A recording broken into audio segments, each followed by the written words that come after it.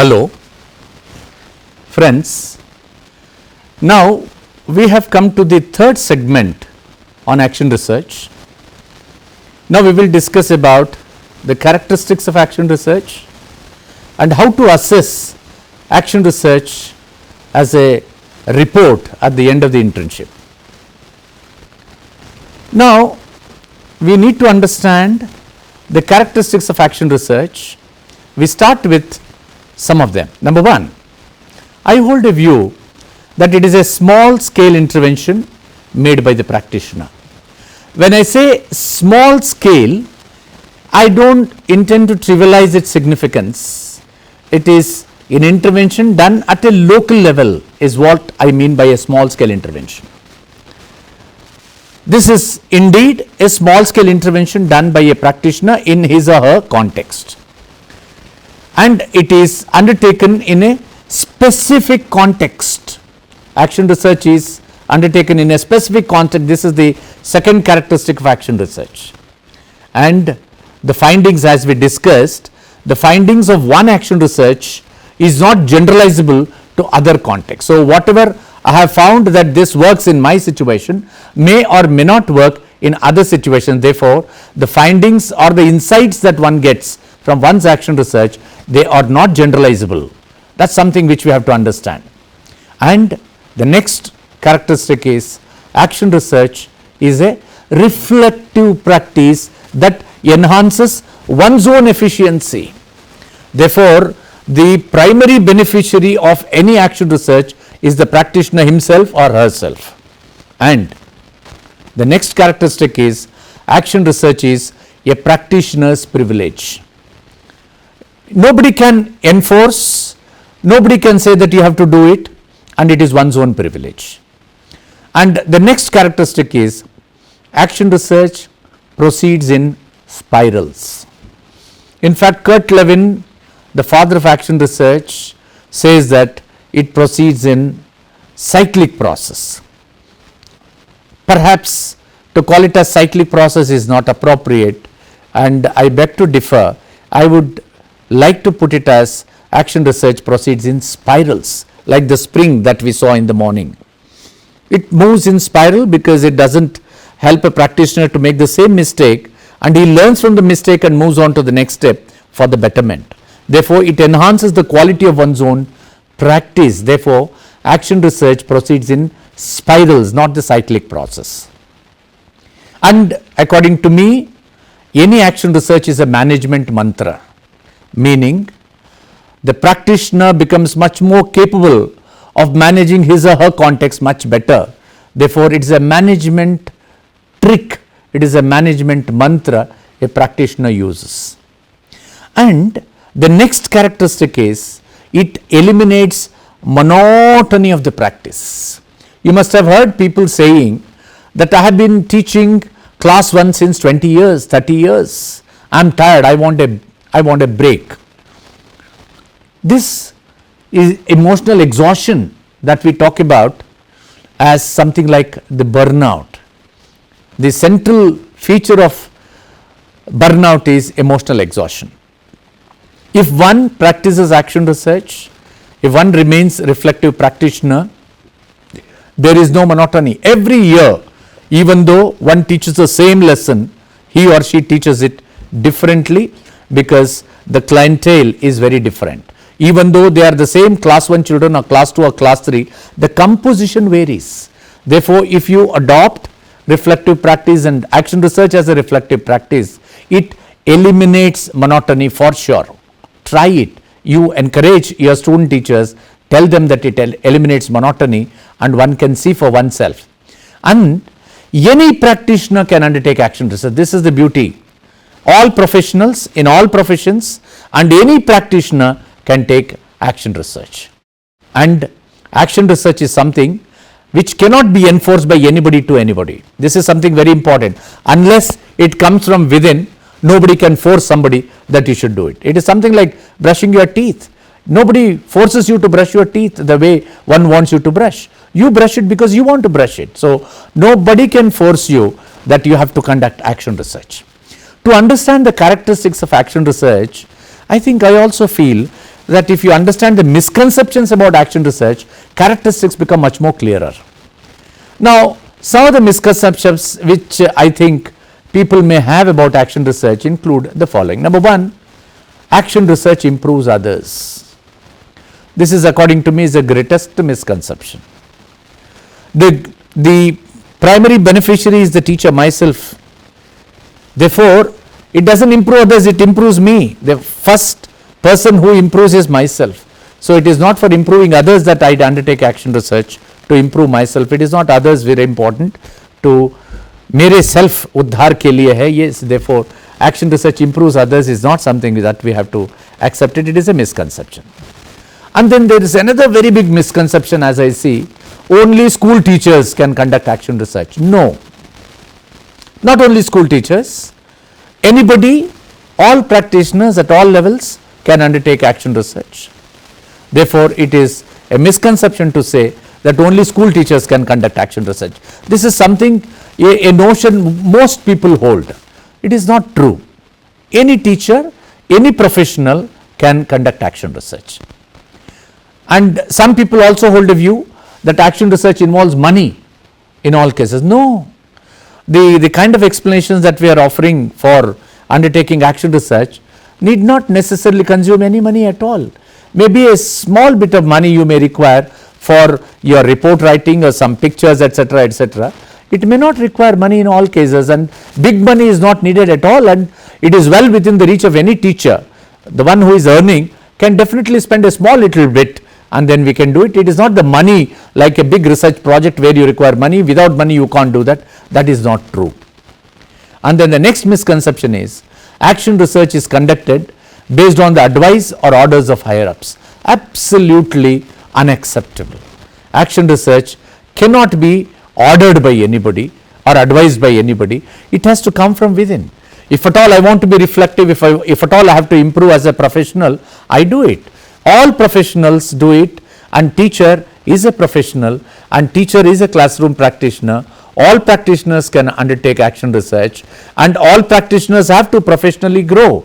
No professional can afford to stagnate. Therefore, it has to move in that direction only. Then there is another misconception. The word research associated with action research also is creating lot of confusion in the minds of many people. Because it is research, can it fetch a degree? That's what some people ask.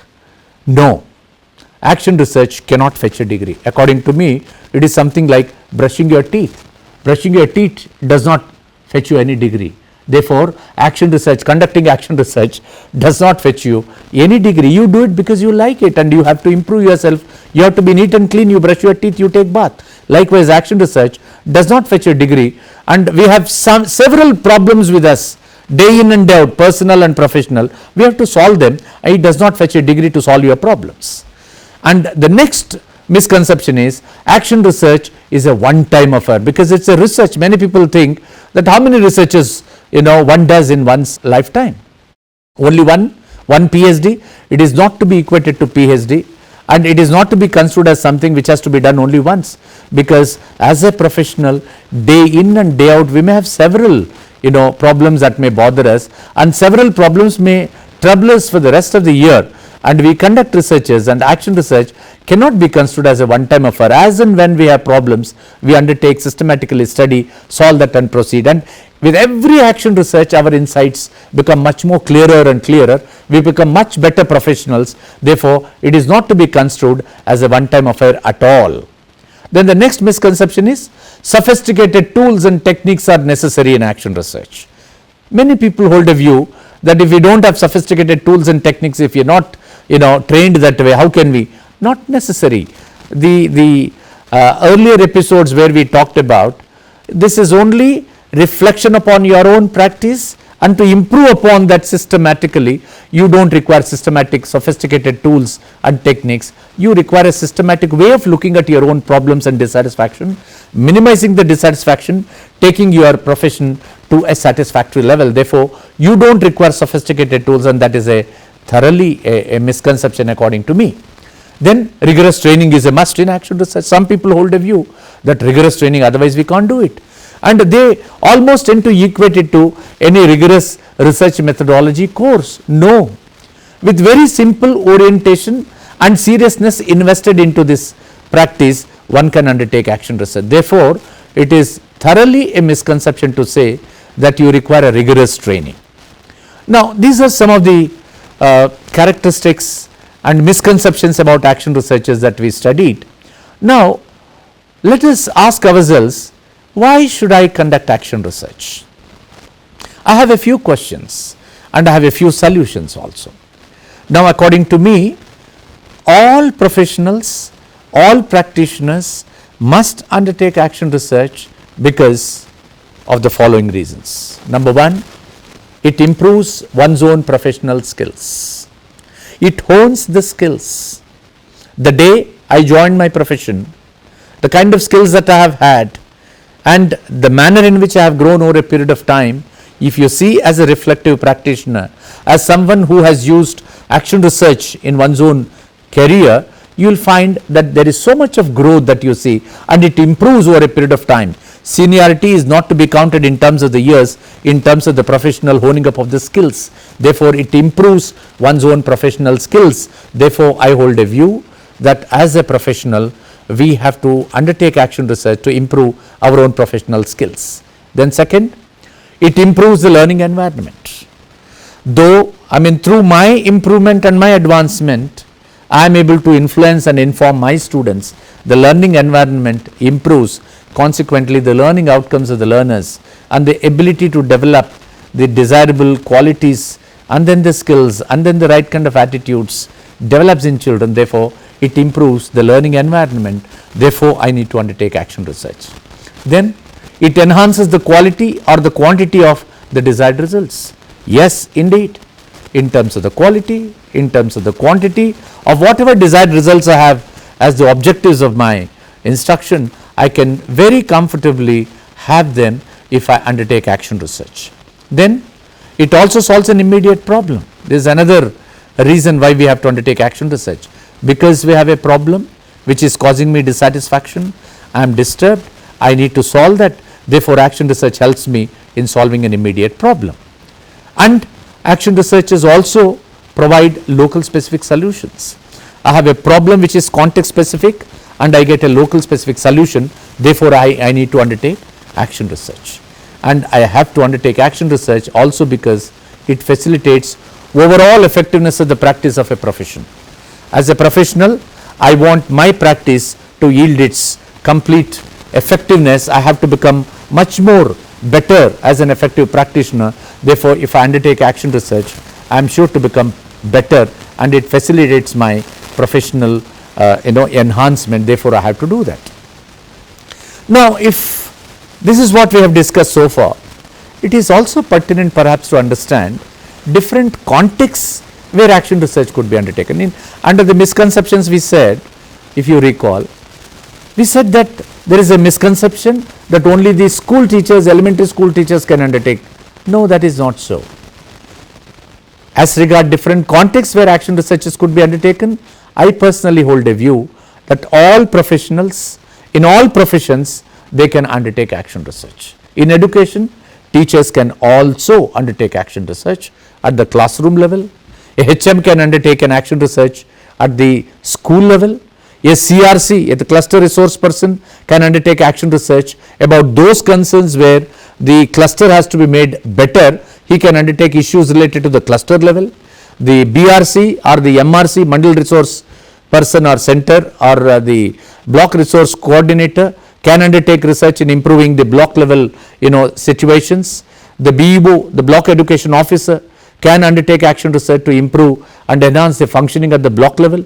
The DEO or the DDPI, the district education officer or the deputy director of public instructions at the district education office level, can undertake action research to improve and enhance the quality of educational functioning at the district level, and it can go on like that.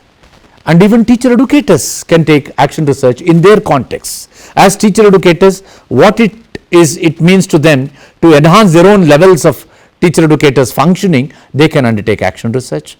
Educational planners, managers, administrators, all the people involved in education at different levels, they can, therefore all these contexts are pertinent according to me. Now the next issue is, why should I as a professional conduct action research? I may still have some doubts with me. Now I would definitely raise some of these issues and flag before you. If your answer is yes, then we should conduct action research. First question is, ask yourself, are you a professional? If you think that you are a professional, then you should conduct action research, because all professionals have to grow, they can't stagnate, they have to improve professionally, therefore they have to be reflective. Therefore one of the tools for reflection is action research. Therefore if you are a professional, you need to undertake action research. Then, do you desire to improve your professional skills? Do you want to hone your skills? Want to improve yourself? If it is yes, then you have to undertake action research. Are you dissatisfied with what has been happening? Please understand, if you are not dissatisfied, if you are very complacent about whatever that is happening, there is perhaps very little scope or no scope for you to bring about any change. And therefore, the kind of complacence is detrimental to quality. If at all you are concerned about quality improvement, there has to be an element of dissatisfaction. You should find areas where it requires improvement.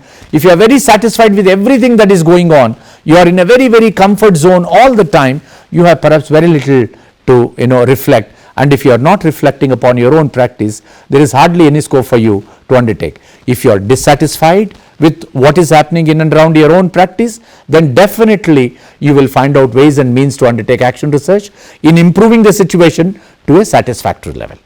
Then, do you want to become more effective in your functioning? If your answer is yes, then definitely you will undertake action research. Then some of the other questions that may guide you are, do you want your actions to yield better results? See, this is very, very important for all of us. Most of us plan, prepare, and then we are concerned about it. But then the kind of results that we get are not commensurate with the kind of efforts that we put in. Perhaps there is some kind of a reflection that we have to bring in and reflect upon what is happening. Is it really yielding what it has to yield? Where is the gap between my efforts and then the results? If I can analyze and if I can reflect upon that, it definitely can. Therefore, ask yourself, do you want your actions to yield better results? If yes, then perhaps action research is a solution. Do you want your work Do you want to work systematically, or do you want your work to be very systematic while addressing a problem on hand? This is something very, very important. You cannot do like run of a mill kind of a thing and be satisfied with whatever that is coming in your as your product. Do you really want to work systematically? Do you want to be very systematic in your planning, preparation, execution, evaluation and reflection? Then you have to be a reflective practitioner. So you need to do that. And then do you want as a professional to evaluate your actions objectively? This is a very important challenge before all of us as professionals. Therefore, you will be able to undertake action research. And if your answer is yes to all the above questions, then you will seriously start thinking about action research, and I am sure you will remain a reflective practitioner and be able to assure quality in your profession. You and me, we have an obligation to our profession. As professionals, we need to reflect upon our own profession and our own practice. We need to hone up our skills. We have to improve better and better day by day. Our seniority has to be counted in terms of how better I am qualitatively improving day by day, not stagnating. That is an indication of my professional growth. That's very important. Now, in the internship context, we are talking about action research. This is something very important for us. Now, we have said in the earlier episode that action research is undertaken by a student teacher. Much before we send our student teacher to the internship context, we have to adequately prepare, provide them the culture of willingness to put one's own practice into reflection and to scrutiny. if one is ready to subject oneself to a scrutiny and ready to reflect upon one's own practice, only then he or she will be able to do things better. So let us keep this in mind. This is an action research which is undertaken by a student teacher. A proposal for action research is prepared before the conduct of the action research. This is one of the things which gets assessed, and at the end of conducting the action research, a report is prepared, and this report also will have to be eventually assessed by the teacher educator. Both the proposal and the report are to be assessed. Let's keep this in mind. Perhaps the following may help us to assess these things. Let us keep some of these things in mind before we assess the action research proposal. As we have said in the earlier episode, action research proposal is something which has been prepared by a student teacher before undertaking action research. So check whether the proposal is generated after the teaching activity has commenced. It cannot be done in the teacher training institution. It has to be done in a teaching context, in a real internship context. So make sure that the student teacher has gained entry access to the teaching learning situation, started teaching, and then as a part of teaching has developed this insight and prepared this proposal. It should be in the cooperating school. That is important. And check whether all the 7 steps that we talked about are present in the proposal. I am not talking of this model as sacrosanct, but I am presenting this model of mine as something which is doable, and it has been tested by several people, and it has been found that this is easily doable because each stage has an interlink so beautifully and very logically connected, and that is how it has to go eventually. Therefore, make sure that your proposal prepared by your student teacher satisfies all the 7 steps, and then assess the appropriateness of the action research proposal. Whatever he is teaching, whatever the methodology that somebody is doing, and then how appropriately one is moving from one step to the other in the proposal, and how far he or she will be able to undertake the realities of that, and then the doabilities of that also have to be kept in mind while assessing the action research proposal. And if you think in your considered view as a teacher educator, the proposal deserves some more changes, ask for a revision, and then convince persuasively why the proposal requires a revision.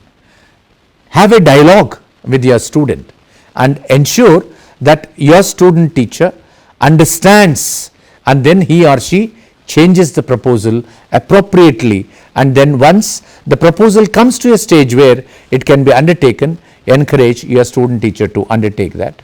Then after the proposal is finalized, you may grade it if it is complete, and also provide a feedback to your student teacher. That is how a proposal can be assessed. Maybe you can use direct grading, indirect grading. Assessment strategies can be your own, but then please see to it that the intrinsic intent of action research is not compromised either at the proposal stage or at the report stage. Your student teachers have to understand the purpose, the intent, and the voices behind why one has to undertake action research. If that is done, I see no reason why your students should fail. Then what do we do about the assessment of the action research report? As we have said, this is something which is finalized after one conducts the action research. Now, once the student teacher says that I am done with this, now I want to saturate at this point of time and come out with a report, encourage your student teacher to prepare the report. And in the report, check whether the report is written after the completion of the action research. This is something very important. Out of one's own, enthusiasm, some people may write much before they complete. Do not encourage such thing. Ensure that they have completed that and you have been supervising, and then let them complete and then present it before you. Check whether all the steps that you have taught them are covered in each of the spirals. One spiral, if it requires a second spiral or third spiral, have they gone into that? check whether all the steps that you have taught them are covered in that. Then also assess the appropriateness of the action research report. In the previous episode, we have discussed the manner in which document will have to be prepared, some of the guidelines we have given. I hope that should be sufficient enough to help you to see the appropriateness of the report and different components of the action research report. You can grade a report if you think it is complete, and if it requires small little corrections, you could help your student teacher to come back and then make those changes before he gives you a finalized version of the action research report. And allow for presentation of action research report. This is something which according to me is very, very important. Allow for presentations of action research reports. What is it that could be done is, as teacher educators, we don't have to be unduly anxious about grading that in the cooperating school situation itself.